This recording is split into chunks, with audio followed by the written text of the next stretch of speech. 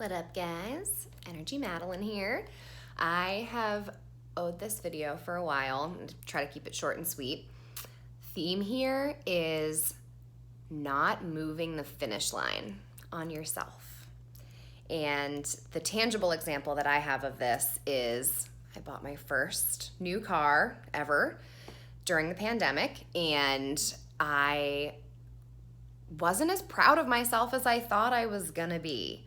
And it wasn't as emotionally satisfying as I thought it was going to be when I set the goal. And I want to talk about the torture that I put myself through so that you don't do the same thing to yourself. And I'll caveat this by saying I have been testing being nicer to myself, allowing myself to be more average, not striving to be like 100% best human being on the planet, famous, super rich. I'm like, let's just be a normal, good person if possible, but I still want to set high goals. I still want to push myself to be better and to grow. And what's been really hard is I've been so scared that if I'm not mean to myself and if I'm not pushing myself out of my comfort zone, shaming myself for being lazy, like if I'm not doing that, how do I know how to stay motivated? And I've talked about this in other videos. A lot of times they call it hustle porn, where it's like anxiety as a status symbol, and being super stressed and tired means you give a shit, and giving a shit is generally a good thing as a human being. But it can manifest itself in really unhelpful ways. And that's what happened to me when I bought my car. So my husband and I, love saying that, it's pretty fresh husband and I decided we need a new car. The car that we were driving, love her to death. We call her the Ooey because of the license plate. It's a nice little Honda Accord. She was doing the most and just stopped turning over. So me being, I'm an adaptable human like we all are, I adjusted pretty quickly to using a temporary what is it called? Transportable, that's not the word I'm looking for, a portable battery. So I just had the battery in the front seat of the car, and I would be leaving the grocery store, casually pop the hood, hook up the battery, jump the car, and I'd, go on with my day. And, I have a pretty good job, pretty nice apartment. I was like, all right, I can afford a new car. Why am I not allowing myself to say, you deserve it? You can afford it. This is not weird. This is not greedy. I'm not trying to buy a fucking Range Rover. I was going to be pretty responsible about it.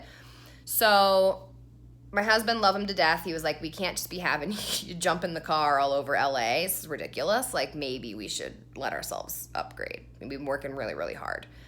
So we set a goal. We said, all right, if we are able to save this much money for a down payment for a car, we will go and we will buy a car. If we can save this much money on a down payment and we can go and we can get a car that is, the monthly payments are under where we need to be. We had all of our criteria, all-wheel drive, good sound system. I need to be cruising, cranking tunes.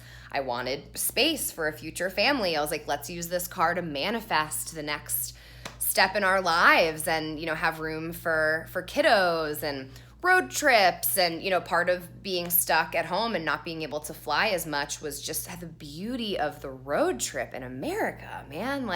This country's gorgeous. You can explore so much. So that was the vibe I was living in. I was pumped. I had tangible goals. They were smart goals. I could measure them. I was holding myself accountable. We were making progress. I tell you, Brian Tracy says this, there is nothing like a goal, because if you set a goal, you will probably hit it. Humans are really, really good at shifting our reality in the pursuit of a goal. And we hit that really quick. I was so shocked at the fact that I achieved something that I had thought was very difficult. We didn't set an easy goal, save $50. We were like, we got to save 10 grand. All right, let's get to it. All of a sudden, we had done it. And instead of being excited and proud of myself, I was an anxious mess. I was a disaster. So I tried to unpack it, like, what's going on? I realized the recurring thought was, well, you hit this goal. If it was so fucking easy to hit it, like, why didn't you do it sooner? Like, I'm not impressed. Like, if you did this now, you could have done it last year. Like, why do you want me to be proud of you? And I'll talk about this hopefully in another video. I've been writing a lot about it, where it's like the mean voice in your head and you're like, I'm sorry, who the fuck are you? And why are you beating me up so bad? Like, what did I do to you? But the voice in my head was like, I mean, I don't know who you think you are, that you're gonna like go get this new car. Like, maybe you should save more money. Clearly it wasn't that hard for you.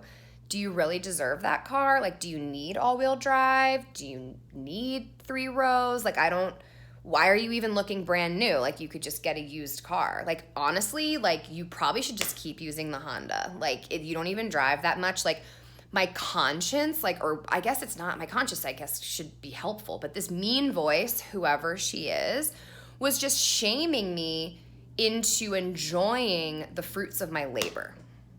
And it sucked. And thankfully I was able to open up about it to some friends and, to my husband. And I was just like, what is going on here?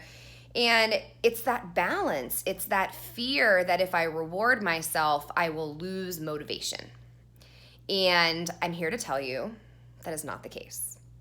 You do not have to punish yourself. You do not have to lie to yourself and say that the goal you set out to achieve wasn't difficult enough. Like, if you, in your like self-awareness and your, grasp of reality at the moment, if you look out into the future and you point to a place on the map and you say, I am going to get there. I'm not there yet, but whatever it takes, I am going to pick myself up. I am not going to be deterred. I am going to achieve that goal. And when I achieve that goal, I am going to celebrate by doing something.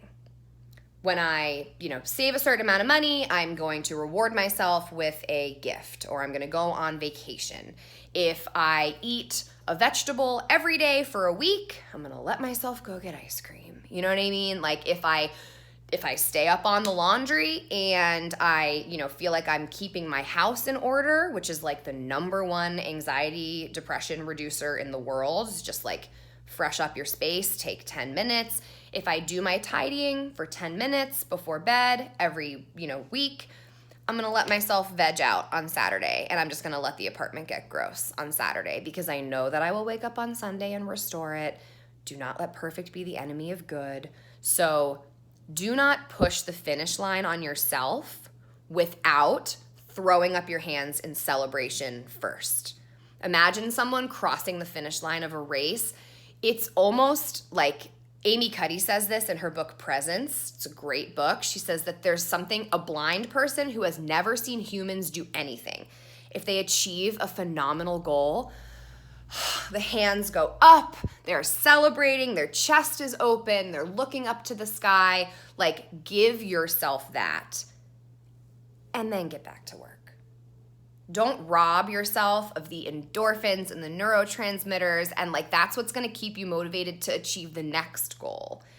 If every time you achieve a goal, you shame yourself for not achieving it sooner and talk about how it wasn't even that hard, and like, I don't know why you're so impressed with yourself. Like, we say these things to ourselves, at least I do, and it's not helpful. It is not serving you. What will serve you is setting hard goals, looking out into the future, giving yourself the confidence and the motivation, which confidence and motivation are not a personality trait. They're a feeling. And this is my opinion, but I think it's legit. There's no such thing as a confident person. There's no such thing as a motivated individual. There are people and individuals who happen to feel confident more often than not. And there are people who happen to find motivation. They find that wellspring and they're able to tap into it more often than not. But you're not going to ever just wake up and be like, I'm fucking ready to go. Like, let's hit it. Like, maybe sometimes, but like, not always. You're going to be pulling yourself along. And because that's your reality, when you achieve a goal, take a second. enjoy the view, pat yourself on the back, give yourself the reward that you already pre-negotiated. Don't move the finish line.